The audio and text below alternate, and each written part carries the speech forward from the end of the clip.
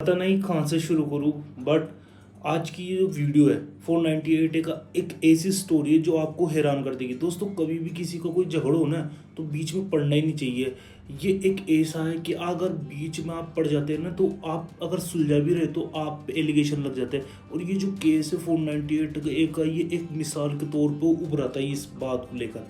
दोस्तों इस केस में क्या होता है कि इस केस में ये होता है कि एक स्टोरी बताता हूँ मैं आपको, बैकग्राउंड स्टोरी बताता हूँ।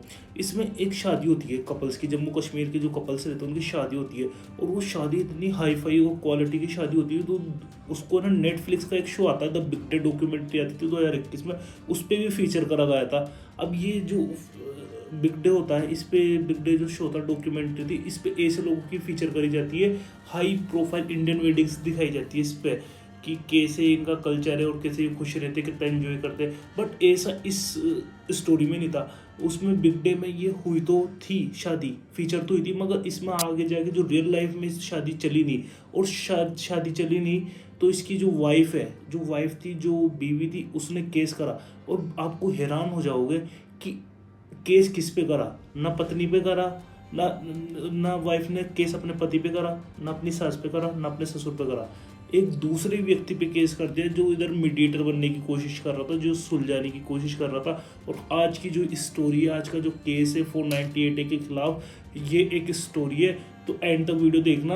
एंड सबसे पहले तो जय हिंद। मैंने वीडियो में शुरू में नहीं करा था, उसके लिए रिग्रेट है। तो जय हिंद सबसे पहले। एंड सबसे पहले आप सब्सक्राइब करें एंड शुरू करते हैं। तो दोस्तों मैं बता रहा हूँ, इसमें मीडिएटर बनना भी बोर हो सकता है। मीडिएटर दोस्तों जैसा हमने कहीं देखा है, जैसे अपने परिवार में छोटा मोटा झगड़ा हो जाता है तो हमारे जो आसपास के रिलेटिव्स आते हैं वो आके एक पंचायत बैठाते हैं, जैसे गांव में पंच होते हैं और ऐसे होते हैं, वो रिजोल्व करने की कोशिश करते हैं अपने लेवल पे, फिर आगे बात जाती है। बट ऐसा इस केस में क्या हुआ, इस केस में एक शादी होती है, जो मैंने जैसे आपको बताया बिग डे नाम की डॉक्यूमेंट्री में भी फीचर हुई थी वो वाली शादी।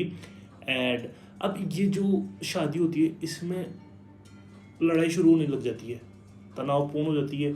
इसमें क्या क्या शादी हो जाती है और वो तनावपूर्ण हो जाती है। अब इसमें जो वाइफ होती है, दोस्तों आपने जनरली इतने सारे केस देखे होंगे, उसमें क्या होता है कि जो वाइफ रहती है वो वाइफ करती है केस या तो अपनी ननद पे, ये करती है अपने सास ससुर पे, या अपने देवर पे, इन पे सब पे करती है, अपने जेठ पर, ये जो केस भी कुछ होता है इन पे करती है। बट इस केस में ऐसा हुआ था, जो वाइफ ने जो केस करा था वो करा था मामेर ससुर पे, यानी लड़के के मामा पर। अब ये इंटरेस्टिंग मैं बात बता रहा हूँ। अब वो होता क्या है, लड़का लड़की का डिवोर्स हो जाता है और वो कंप्लेन करवाती है जम्मू में, मतलब जम्मू जो कोर्ट होता है हाई कोर्ट में, उधर कंप्लेन मतलब एफआईआर करवा देती है। और एफआईआर किसके खिलाफ होती है, एफआईआर किसके खिलाफ होती है, मामेर ससुर के खिलाफ। मामेर ससुर के खिलाफ ये एफआईआर करवाती है कि मामेर ससुर ने उसको उकसाया दहेज मांगने के लिए, उसके भांजे को उकसाया, उसकी बहन को उकसाया, उसके बहनों को उकसाया, एंड उसको हैरेस करने के लिए, ह्यूमिलेट करने के लिए। एंड मोर ऑफ द जो थिंग्स थी, जो उसके एलिगेशन थे, वो सारे ऑन द सिर्फ उसकी तरफ थे, उसके मामेर ससुर पे। अब मामेर ससुर का जो कंप्लेन हो जाती है, उनका डिवोर्स हो चुका था वाइफ का, और वो सोचता है यार मेरे पे क्यों करा। अब जो मामर अक्यूज जिसको बनाया जा रहा था, मामेर ससुर को अक्यूज बनाया जा रहा था, अब वो बोलता है, बोले मैं तो जब इनका डिवोर्स की जब वो चल रही थी, प्रोसीडिंग चल रही थी, मैं तो मीडिएटर था और मैं तो इन लोगों को सुलझाने की कोशिश कर रहा था, इनकी काउंसिल कर रहा था, और मैं नहीं चाहता था कि इनकी वो। और उस टाइम जब मीडिएटर प्रोसीडिंग चल रही थी, जब भी इसने मेरे खिलाफ कुछ बोला नहीं, तो अब ये केस क्यों, अब वो पिटिशनर होता है, हाई कोर्ट में गुहार लगाता है। अब गुहार लगाता है तो दोस्तों गुहार तो लगाएगा ही, भाई इसने मेरे से केस क्यों कर दिया, क्या इसके पीछे क्या वजह है, इसने मेरे पे केस करा। अब मामेर ससुर टेंशन में, बोला 498 देगा तो सबको यार, क्योंकि ये नॉन बिलेबल, नॉन कंपाउंडेबल और कोग्निजेबल ऑफेंस है, अच्छे अच्छों के पसीने निकल जाते इसमें। और आजकल तो आपको पता ही है इसके यूज़ कैसे हो रहे हैं। अब ये वाली जो बात थी, अब इसके बाद वो क्या करता है, वो जाते हैं पिटिशनर बन के हाई कोर्ट में जाते हैं। तो हाई कोर्ट में जाते तो ऑनरेबल कोर्ट ये ऑब्जर्व करती है कि वो सारी चीज़ें जैसे प्रोसीडिंग होती है, ये सारी चीज़ें होती है।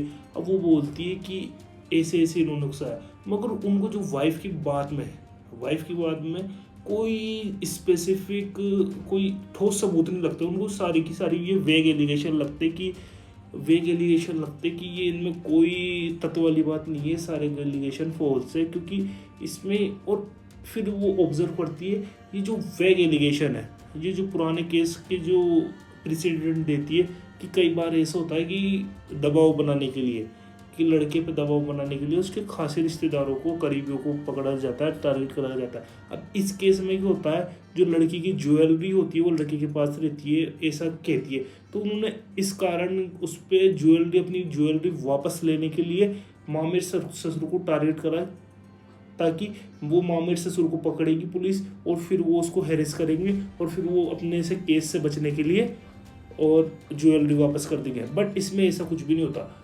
ऑनरेबल कोर्ट ये ऑब्जर्व करती है और ये सारी जो उसके खिलाफ, मामेर ससुर के खिलाफ ही जो एफआईआर होती है, इसको क्वेश कर देती है और बोलती है कि जो आजकल 498 का जो केस हो रहा है, वो केस कर रही है वाइफ, ये हैरेस करने के लिए ज़्यादा कर रही है, क्योंकि हैरेस करने का इनके पास एक तरीका हो गया और ये ट्रेंड हो गया आजकल दोस्तों, ट्रेंड। अब ऐसा ट्रेंड होता है। अब उस वो तो भाई मीडिएटर बन रहा था, उसने तो कुछ बोला भी नहीं। अब मैं यही तो बोल रहा हूँ, अगर आप इसमें जब ऐसे लोग को फंसा सकती है जो सुलझाने की कोशिश कर रहा था, तो वो किसी को भी फंसा सकती है। तो दोस्तों सावधान रहे, सतर्क है। जय हिंद। और अगर ऐसी वीडियो अच्छी लगे तो सब्सक्राइब जरूर करें, चैनल को सब्सक्राइब नहीं बढ़ रहे तो सब्सक्राइब करें। अगर आप, मैं मेहनत कर रहा हूँ तो आप भी एफर्ट्स दिखाइए और सब्सक्राइब करें। जय हिंद, मिलते हैं नेक्स्ट वीडियो में।